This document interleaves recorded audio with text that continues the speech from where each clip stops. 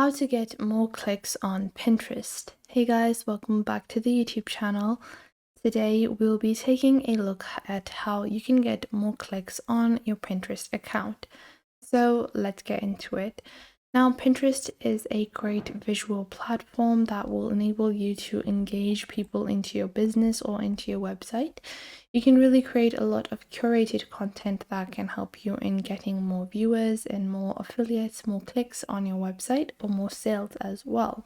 But to create a successful account on Pinterest, there are a couple of things you need to follow to make sure that you don't just, get barren post. You want to get clicks. You want people to click on your post and you want people to actually engage in it. So to get started with that, there are a couple of things you need to follow.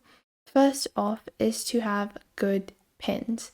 What do I mean by good pins? Well, if I take a look at anything, so if I search for popular on Pinterest, so let's say I search for beach aesthetic, and you have all of these different images. Obviously, I want to click on the ones that are, pretty. So you want to make sure that the pin that is on the top is the prettiest. It needs to be visually appealing. People that are on Pinterest are all visual people. They are looking for a visual inspiration. So make sure that the pin that you are adding is very visually appealing. So you don't want it to be looking unsymmetrical or just visually not that great. So make sure that the pin has a good image. So that is one thing to keep in mind. Now, this is a great example of a great mistake. You guys can see this pin. This is linking to a YouTube video. Now, a lot of people are not able to deduce the issue with these kinds of pins. That is, you're not keeping in mind the aspect ratio. So aspect ratio needs to be kept in mind. People are mostly going to be viewing Pinterest from their phones. You want to make sure you're following that aspect ratio. It's pretty much the same with this image over here as well. So you want to accommodate for that as well. Now, moving on to the second step of creating a good pin. That is to use high resolution images. Now, an image like this is obviously going to get more clicks. Why? It's a detailed and high resolution image.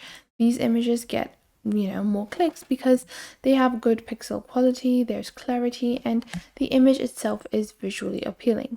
You want to make sure to follow these key essences within your images. The better your image quality, the more you are likely to get more clicks on your Pinterest images or pins. The reason for that being, obviously, even if it's a great image, if it has super bad quality, then people are not going to want to click on it, even if it's like a super nice image. So make sure you have a good image quality alongside your pin. So by a good one, I don't even mean you need to be like super high tech, get 4 HD, whatever. No, you just need to make sure you have a decent HD quality picture that you have taken. Now, moving on to the next element, that is having good image ratio. So let's say I search for couch, and these are all in a nice little format, but this is not in the best format. I'm probably not even gonna notice this because why? These are not in a good aspect ratio. My eye was directly moving towards here where they have kept in mind the image ratio that they are supposed to keep on Pinterest. So this is a very essential step on to getting more clicks, is to make sure that you're getting a visually appealing image that is framed properly. You can take the same image and just reframe it. You don't even have to change the image. So I'm going to show you guys a example. For example, we have this image over here. It's an amazing image, but the problem is that it's out of ratio, and I'm going to show you guys how you can optimize a image like this. Now, before I do that, I'm going to do that later on. I'm going to show you guys a few more things.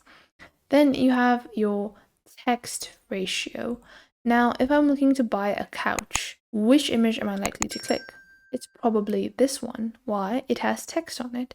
So adding text onto your pins is a great way to get more people interested in clicking on the pins.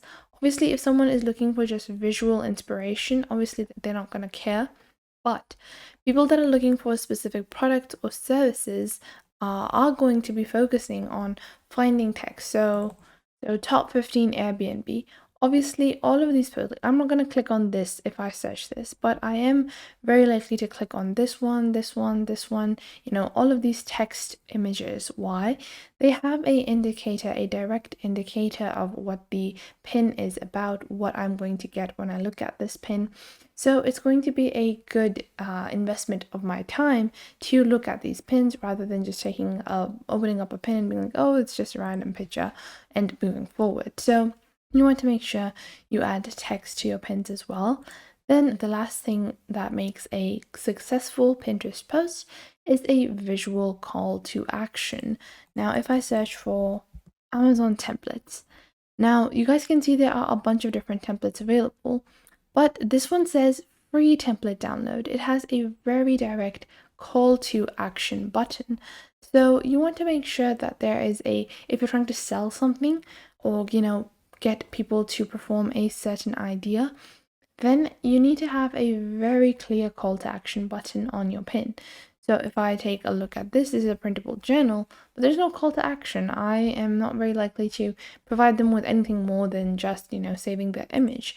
But if you want something out of the customer as well, for that, you definitely do need to create a call to action button that will enable you to get more downloads, to get more actions. So if I search for Canva templates, and you guys can see over here, people are teaching stuff, multiple different items, free downloads, all of these, basic techniques are being used to optimize their business.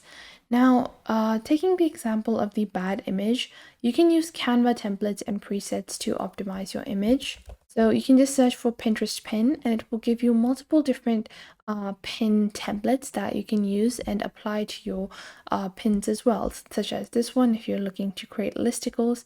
Now I'm going to just create a blank pin and I'm going to go into uploads and we're going to upload that sofa picture that we took. So this was the picture that I told you guys is unoptimized. Why? Because of how it was ratioed or sized out. It is a high resolution image, so even if I size it down, people are going to easily be able to recognize the item present within. I'm just going to resize it over here like this. Then I'm going to make sure it is centered on our little section over here. Now after that, I'm going to take the background and I'm going to give it a palette color that is present within the image.